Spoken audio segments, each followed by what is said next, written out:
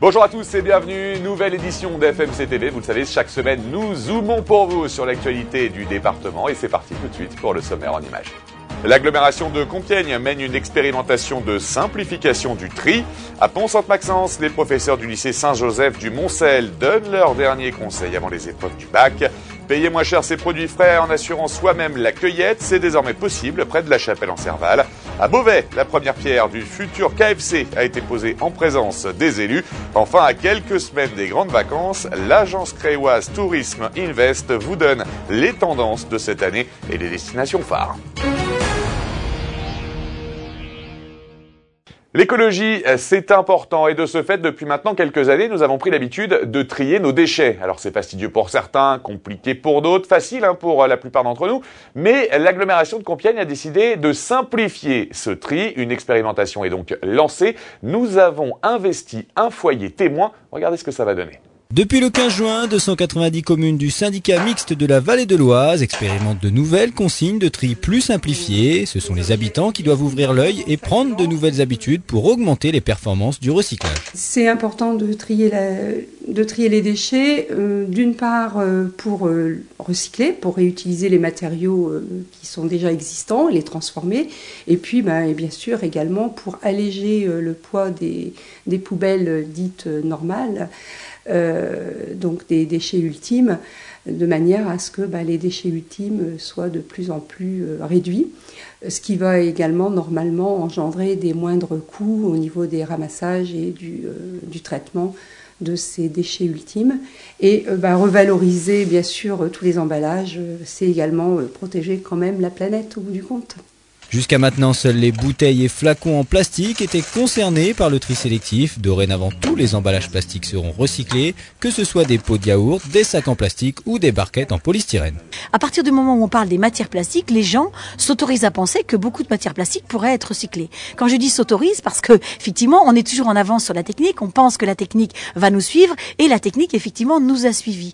Et effectivement, il y a beaucoup plus de matières plastiques qui sont recyclables maintenant qu'elles ne l'étaient avant. Parce que trier des plastiques, c'est bien, mais en faire quelque chose derrière, c'est autre chose. Et donc, il fallait qu'au niveau du centre de tri, les différentes résines, c'est-à-dire que les différentes matières plastiques, parce qu'il y en a des différentes, qui sont récupérées, puissent être mises dans une filière qui permette de refaire des matières plastiques, bien évidemment. Cette expérimentation de tri simplifié menée par Eco-Emballage devrait permettre de recycler 64% des emballages qui sont mis sur le marché, contre moins de 23% actuellement. Si les résultats s'avèrent positifs d'ici la fin de l'année 2013, le système sera étendu à la France entière. Allez, les parents sont stressés, les élèves, eux, certains sont relax, d'autres sont beaucoup plus stressés. Vous l'avez compris, je parle du baccalauréat. Les premières épreuves vont démarrer dans quelques jours et histoire de vous mettre dans l'ambiance et de vous préparer pour le jour J, nous avons rencontré les professeurs du lycée Saint-Joseph du Moncel à Pont-Sainte-Maxence. Ils vous livrent leurs petits conseils maison. Cette année, plus de 700 000 candidats sont inscrits au baccalauréat. Afin d'éviter les mauvaises surprises lors des épreuves majeures, les enseignants du lycée Saint-Joseph du Moncel à Pont-Sainte-Maxence donnent leurs derniers conseils.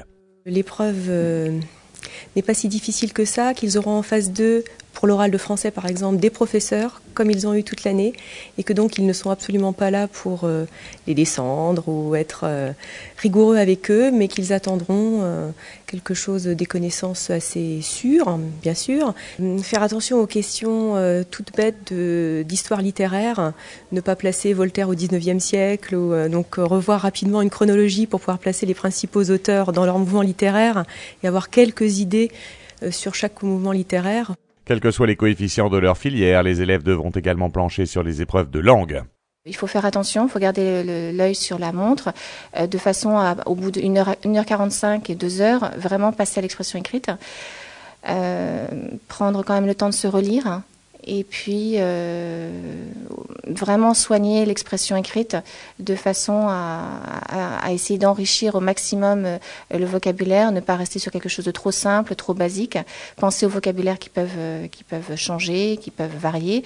Et puis, essayer d'éviter les erreurs de grammaire. Avec to want somebody to do something, celle-ci, elle est assez récurrente.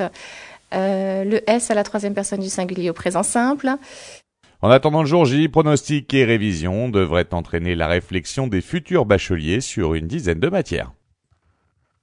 Il faut manger 5 fruits et légumes par jour. Le problème, c'est que ça coûte cher. Alors une solution a été trouvée pour vous permettre d'économiser un petit peu de sous. Vous allez payer moins cher vos produits frais, mais vous allez travailler un petit peu. J'entends par là, vous allez aller les cueillir. C'est possible et ça existe. Ça se passe à La Chapelle en Serval. Regardez.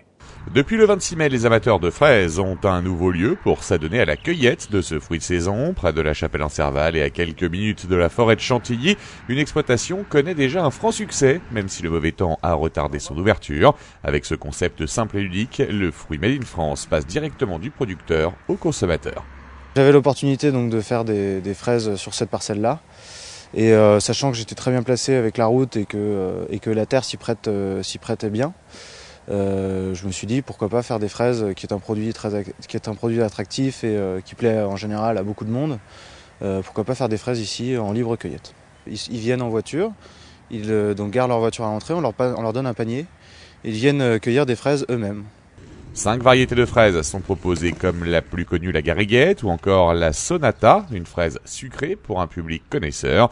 Mais si les plants de fraisiers sont encore jeunes, la récolte est déjà très bonne, au plus grand bonheur des amateurs de la cueillette. On préfère revenir plusieurs fois pour en avoir toujours des fraîches, parce que la fraise ne se conservera pas, et surtout pas les mettre au frigo. Donc on préfère venir souvent et en manger, alors c'est un de nos plaisirs. Et la fraise ici, vous avez plusieurs variétés qui sont excellentes. Le plaisir de ramasser les fruits comme ça et de les manger directement. Enfin, nous, on va faire des confitures, donc c'est sympa, on est à l'air. Au moins, on est sûr à peu près du produit. Au moins, ça vient de France. Au point de vue prix aussi, on s'y retrouve, parce que c'est du simple au double. Voilà, enfin du simple au double par rapport aux grandes surfaces. Une fois les fraises cueillies, il ne reste plus qu'à passer à la caisse. Dans cette exploitation, il faut compter entre 2,50 € et 3,50 € le kilo. Et pour les moins courageux, des barquettes de fraises déjà cueillies attendent à l'accueil.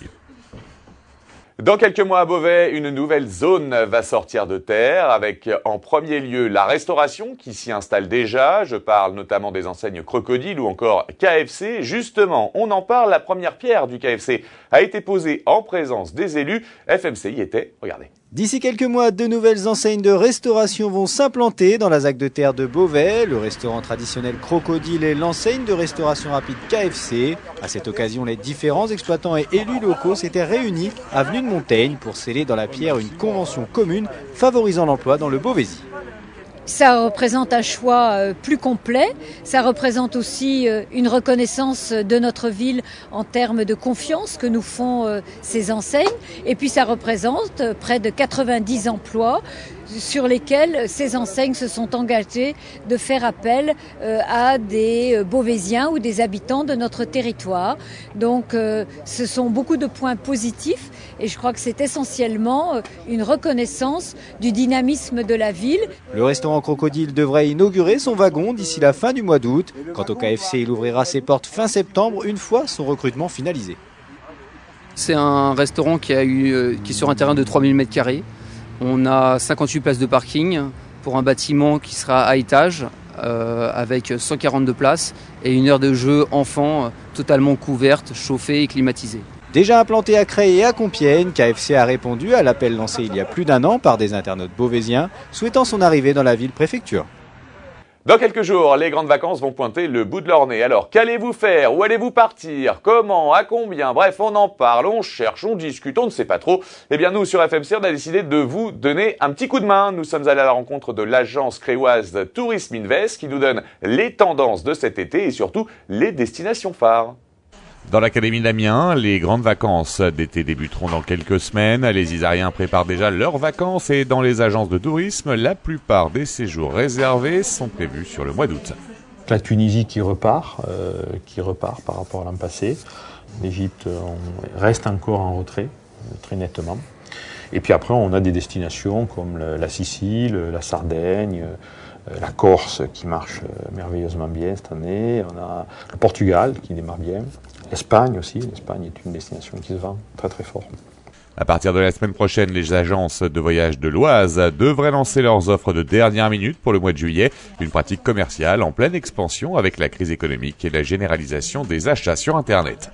Un acte d'achat dans le tourisme est quelque chose d'important, parce que le prix du dossier moyen aussi entre 2, 3, 4 000 euros parfois sur un dossier. Donc une famille qui part 8 jours, 15 jours en vacances, c'est un budget considérable.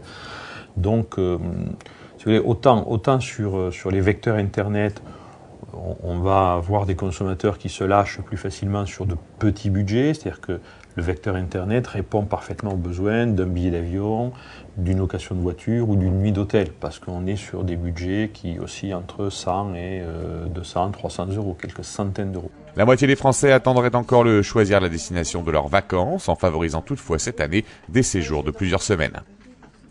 Voilà, c'est la fin de cette édition. Merci de l'avoir suivi. On se retrouve la semaine prochaine, toujours avec des nouvelles infos fraîches de votre département. Et d'ici là, au revoir et bonne semaine.